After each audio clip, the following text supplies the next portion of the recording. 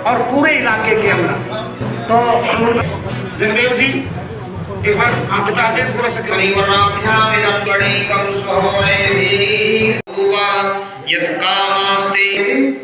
श्रद्धा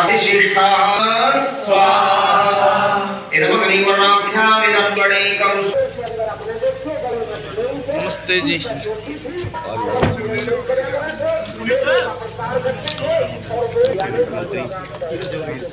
आपके देखिए चलते हो वो चाहे जस्टिस गोविंद महादेव राणा दे रहे हो, वो चाहे लाला हरदयाल सिंह रहे हो, वो चाहे मदन लाल देवरा 47 को देश आजाद हुआ उसी दिन प्राण छोड़ दिया। तो हम उनका बहुत बहुत स्वागत करते, धन्यवाद करते भाई जगदेव। आइए सभी से निवेदन है, बैठे कुर्सियों पे भी अगर व्यवस्था ठीक है तो उधर, नहीं तो नीचे भी आप जो है ना बैठ जाए। और हमारे सैनी साहब और भाई जो है ना सामान साहब, ये एक स्मृति चिन्ह दे करके यहाँ आर्य का स्वागत और सत्कार आर्य समाज के सभी। जगदेव जी आप भी आ जाओ। जगदेव जी आर्य समाज के हमारे दो जो है ना स्तंभ है यहाँ। जो महात्मा गांधी जी ने रोना शुरू कर दिया और कहने लगे सुभाष। समाज मंदिर ठोल में 123वें वार्षिकोत्सव में हम सबके बीच में पहुंचे। हम सबके हरमन प्यारे हरियाणा सरकार में कैबिनेट मंत्री माननीय कृष्ण बेदी जी, उनका यहाँ पहुंचने पर हम सभी ग्रामवासियों की तरफ से, इलाका वासियों की तरफ से हार्दिक अभिनंदन करते हैं और आप सभी भी करतल ध्वनि से उनका यहाँ पहुंचने पर स्वागत करें, अभिनंदन करें। आए हैं अजरावर से सुरजीत जी और हमारे मंडल के अध्यक्ष भाई सरबजीत जी, पूर्व मंडल अध्यक्ष मुल्कराज गुम्मर जी, पूर्व सरपंच गुरविंदर मीरापुर जी, पूर्व सरपंच भाई सुमित थडोली जी, गुरुनाम कश्यप जी सरपंच गोरखा और बंटी जी सरपंच बिजड़पुर, हमारे पूर्व में मंडल अध्यक्ष और शाहबाद के चेयरमैन गोपाल राणा जी, मास्टर जसबीर जी, भारतीय जनता पार्टी के वरिष्ठ नेता सरदार कर्णराज तूर जी, उनका भी मैं यहाँ पर इस आर्य समाज मंदिर में पहुंचने पर स्वागत करता हूं, अभिनंदन करता हूं। जैसा कि आपको पता है, आर्य समाज की स्थापना महर्षि दयानंद सरस्वती जी ने 10 अप्रैल 1875 को मुंबई से की थी। तो अपना कुरुक्षेत्र का सबसे पहला जो आर्य समाज मंदिर था 1902 के अंदर, वो अपने यहाँ ठोल गांव में बना था। और उस टाइम हमारे जो मौजूदा आर्य समाज के प्रधान हैं भाई जगदेव आर्य जी, उनके परदादा जी चौधरी सुंदर जी, वो उस समय प्रधान थे और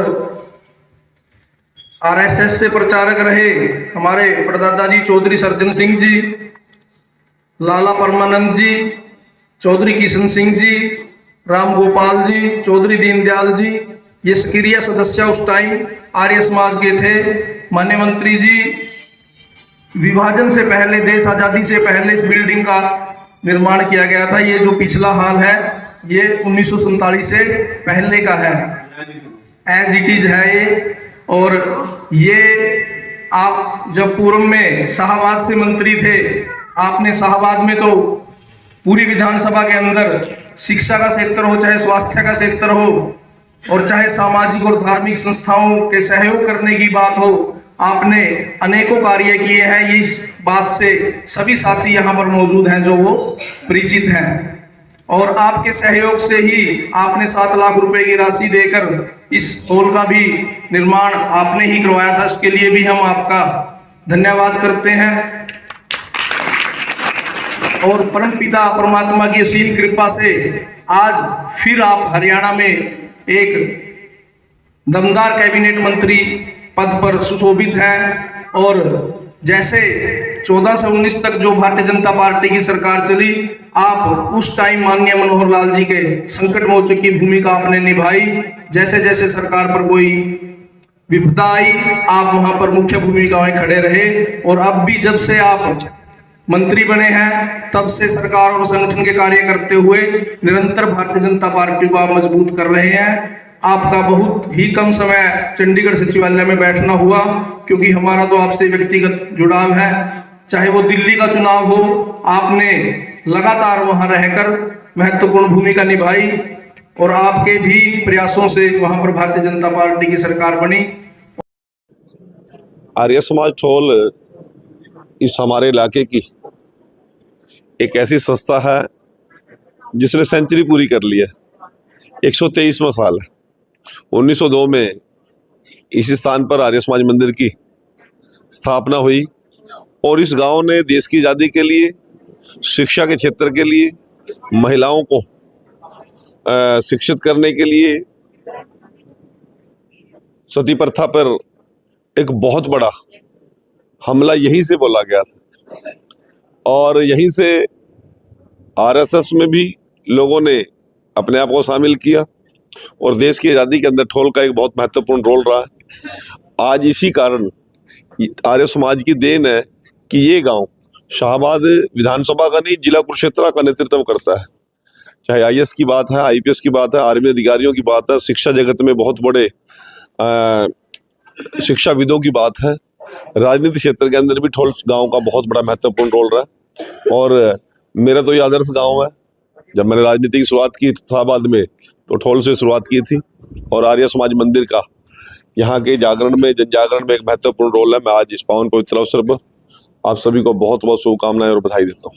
सर, हरियाणा में निकाय चुनाव चल रहे हैं, धुआंधार प्रचार चल रहा है, लास्ट दिन है, कल चुनाव है, क्या करें?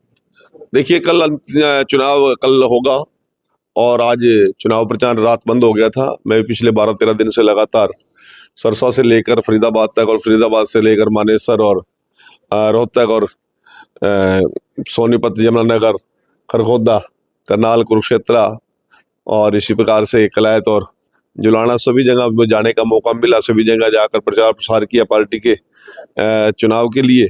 और 1970 से भी ज़्यादा लहर इस समय भारतीय जनता पार्टी के हरियाणा प्रदेश में है और हर वर्ग नायब सैनी जी के नेतृत्व में और बीजेपी के नेतृत्व में अपने आप को सुरक्षित महसूस कर रहा है और साथ साथ जुड़ रहा है। सर, महाराष्ट्र में कम गिरा है, दिल्ली में कम गिरा, हरियाणा को लेकर क्या कुछ कहना चाहिए? पहले हरियाणा से शुरुआत की थी, हरियाणा के बाद ही महाराष्ट्र में खिला, महाराष्ट्र के बाद दिल्ली में खिला और अब निकाय चुनाव में भी भारतीय जनता पार्टी भारी बहुमत से जीत रही है। सर, जगदीप जी के लिए क्या कहेंगे? जगदीप जी हमारे छोटे भाई हैं, लाडले साथी हैं, पार्टी के वरिष्ठ नेता हैं, कार्यकर्ता हैं। आज इस आर्य समाज के कार्यक्रम के अंदर इनका एक महत्वपूर्ण भूमिका, महत्वपूर्ण रोल है और मैं जगदेव आर्य जी और पूरी टीम का बहुत बहुत धन्यवाद, बधाई देता हूँ।